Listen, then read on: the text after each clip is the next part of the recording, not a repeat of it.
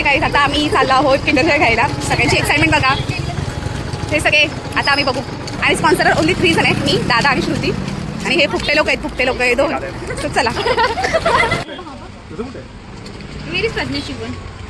आता आम्ही 5 घेतलेत 5 जणांचे.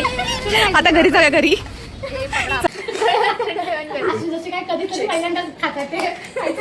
उघडला.